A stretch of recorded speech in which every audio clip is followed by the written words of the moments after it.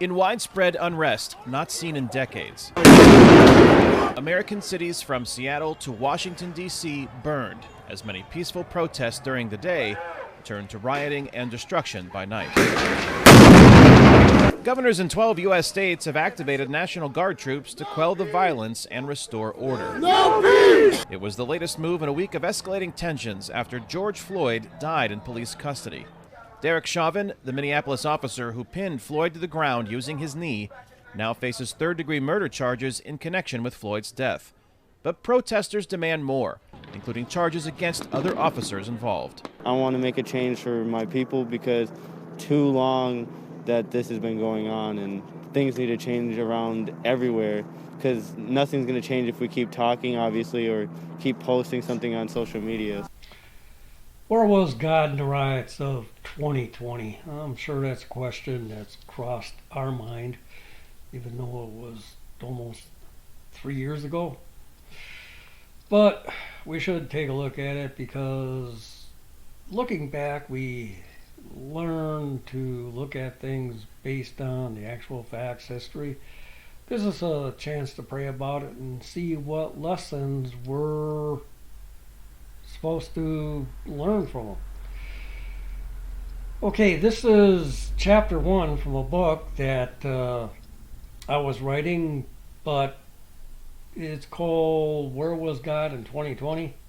Takes a look at the riots, the election, all these strange events that we've been seeing happen over the last 2.5 years, but it seems like Joe and the Democrats just never run out of really dumb things to do, so it kind of dawned on me that I don't think I'm ever going to finish this book. Anyway, after listening to these videos, leave a comment if you think I should get these books edited and posted on as paperback and what do they call them, downloadable books, ebooks. I can always do that. But one of the things that I'm kind of noticing, this is near the end of March 2023. A lot of things are happening. Another school shooting, 3 children killed.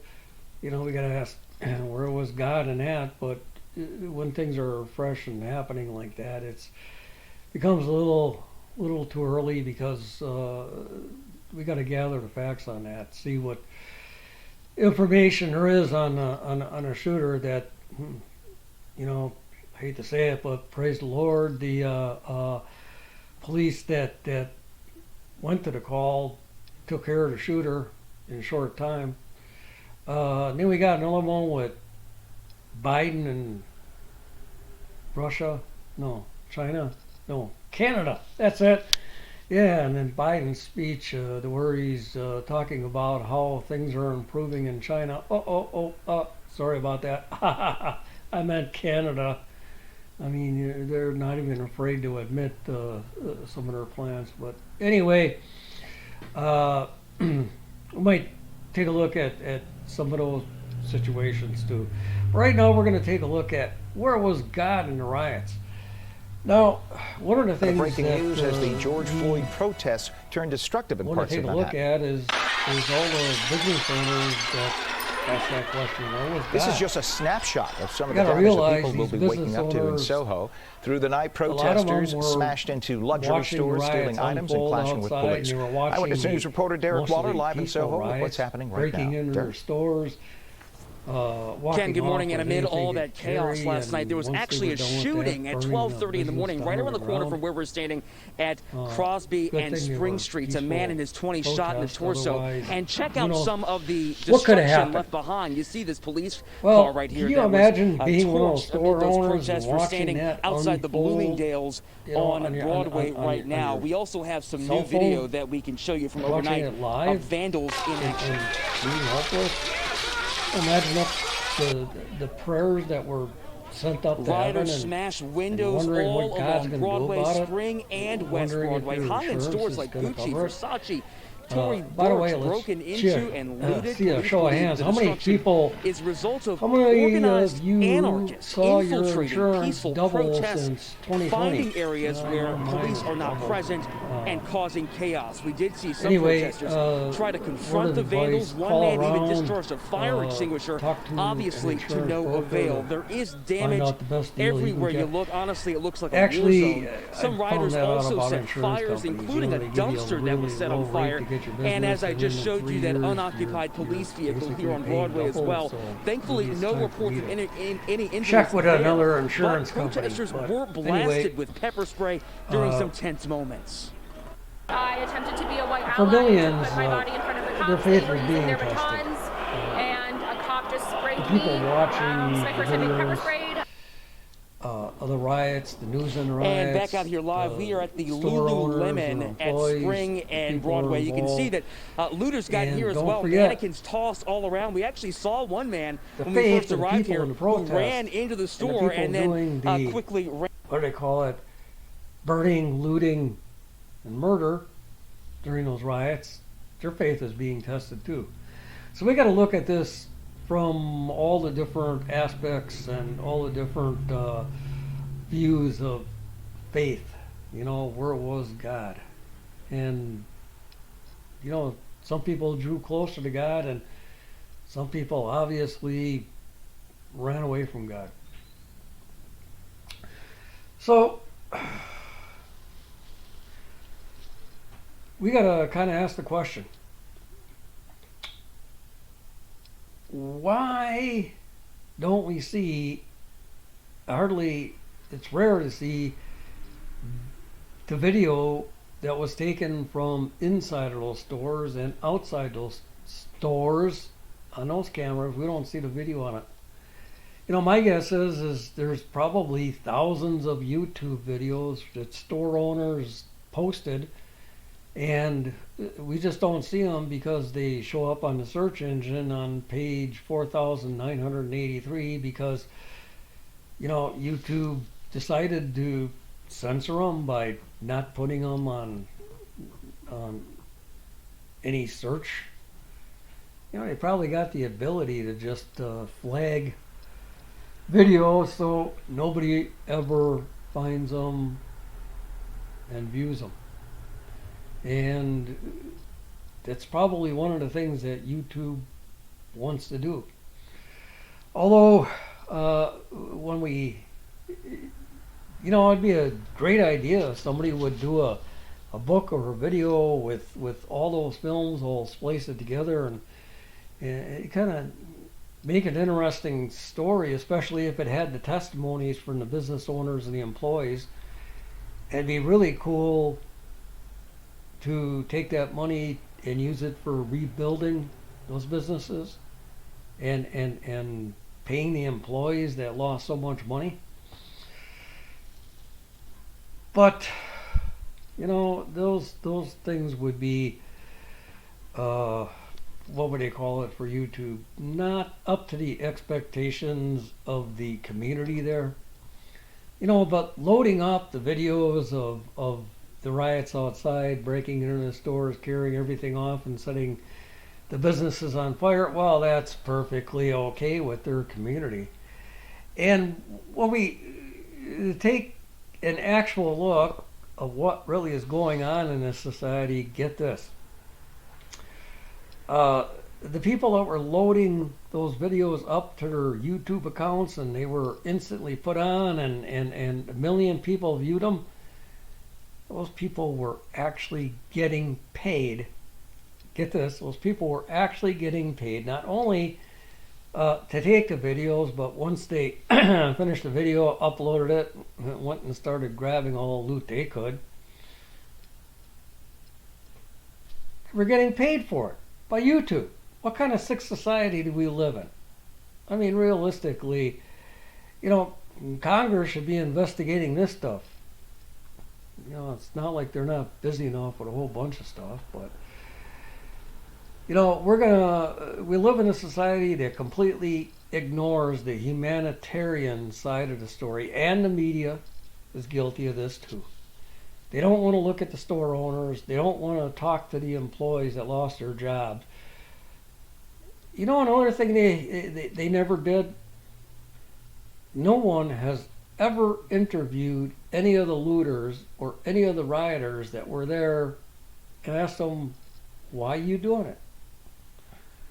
You know, we're just focusing, not we're, but the media and YouTube, big tech is focusing on sensationalism. Okay, so why'd all this happen? Well, it all started out with the murder of George Floyd. Video was taken on a cell phone and uploaded to social media, and within minutes was all over the world. You know, there's nothing wrong with that. That wasn't censored. Nobody tried restricting any of that stuff. Of course, we should all see it. I think it angered all of us, and we all wanted to see, you know, that officer, the guy was a real jackass, wanted to see him punished, and the other officers were just standing there and doing nothing about it. But as soon as that video was uploaded and went all over the media, common sense went right out the window. You know, people were calling for justice. If they were smart, they would have let the justice system run its course and see what happened. You know, the big complaints were, well, blacks are treated different than whites. Well, then let the system run its course, let it finish, and then bring up the charges based on the facts. But this whole thing, this whole riots and everything was based on nothing more than speculation. In other words, those people were putting their faith into a system that they said was unfair to them. That was, we know the system's going to fail, so we're going to take matters into our own hands. We're going to go out, we're going to riot, we're going to do all of this stuff to make sure our voices are heard. You know? I mean, all the cell phones and sports shoes and sneakers and clothing that they walked off with, that was, they had to, because they had to make sure their voices were heard. Well, actually, faith was being tested on a different level. Turned out what actually happened is they put the definition of justice in the hands of a few. They created a society where mob rule is allowed to dictate justice. That is where the faith was redirected. So, how do those people display their faith or lack of it? Well, they claim they had no faith in the justice system. So they decided to display their complete lack of faith in the living God and the Creator, their faith in any law. You know, how can you say you're protesting for justice and then throw justice out the wall? So what we really need to do is examine faith as a whole from all the different angles, and it doesn't matter how deep we dig, there's always going to be another level that I missed. So if you see another level, leave it in the business. We knew the faith of the business owners and their employees was being tested at one level. And we knew the people that decided to go out and peacefully protest, their faith was being tested.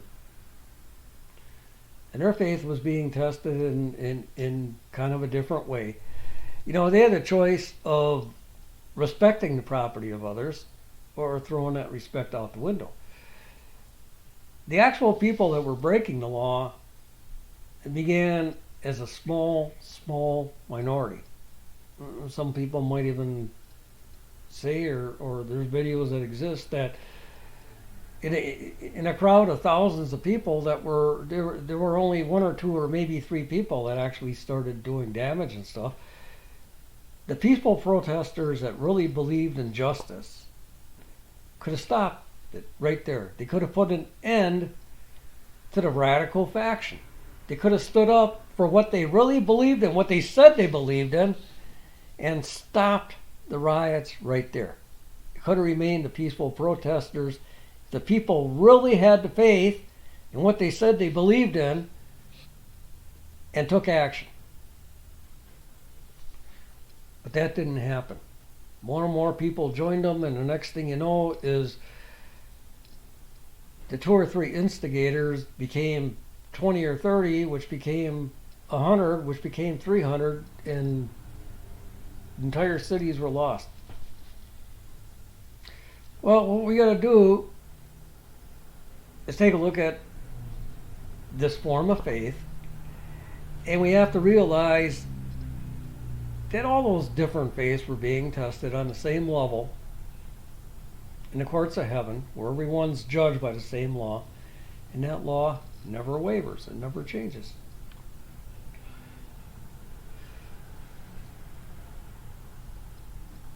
Well, what else do we learn from there? The people that were actually taking the videos of all the crime going on there, they were taking those videos as trophies of their accomplishments. You know, their faith was being tested and displayed. Like I said, the strange thing about it is they were actually getting paid for it. And another thing we got to take a look at is not only were those laws being broken, you know, there were some people that were being arrested. And there were some pretty important, high-ranking, I'm going to say it, Democrat politicians decided to raise money to bail these people out. As a matter of fact, I wanted to mention there was, all that burning and looting and murder. There was some group out there that collected $83 billion, and I'm sure they intended on using that money to rebuild the businesses and support the business owners that lost everything, and help the employees out, you know, pay their rent and everything that came due at the first of the next month. I'm sure that group that collected the $83 billion had good intentions. I'm sure they know that their faith was being tested too.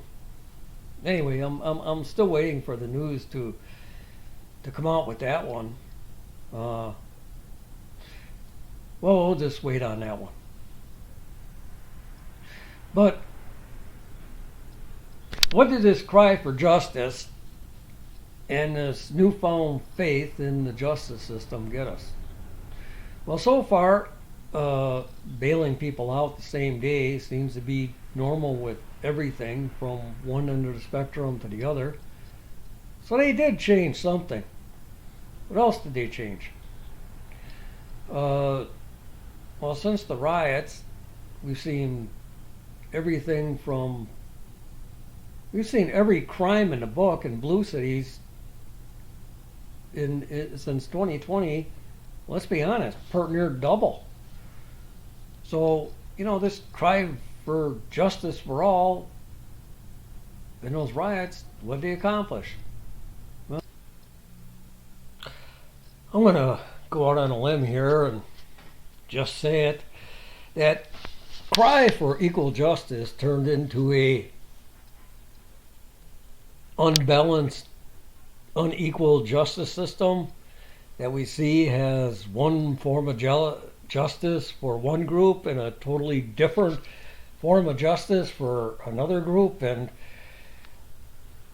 you know, how could we allow it? We know that there's factions involved that are, you know, led by the World Economic Forum and its leaders.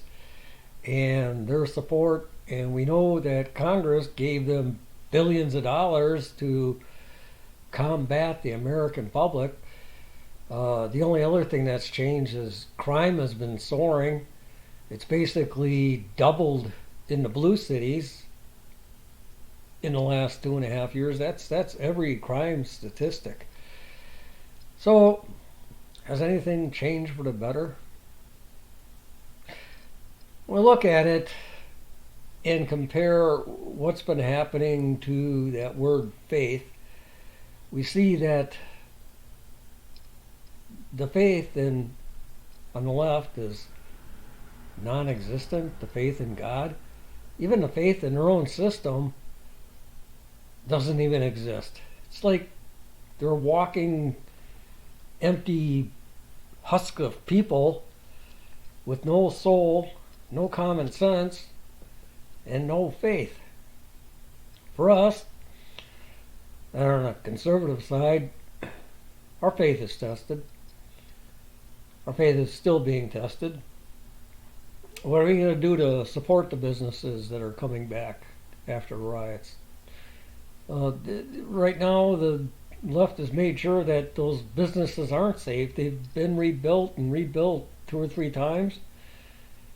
They can't afford to stay in business. They're moving out. So changes were made after the riots that called for change and called for justice. It's like they're trying to end justice in this world. But anyway, this is the end of part 1 of Where Was God in the Riots, and we're going to take a look at part 2 and dig a little bit deeper into faith and how it's changed over the last couple of years.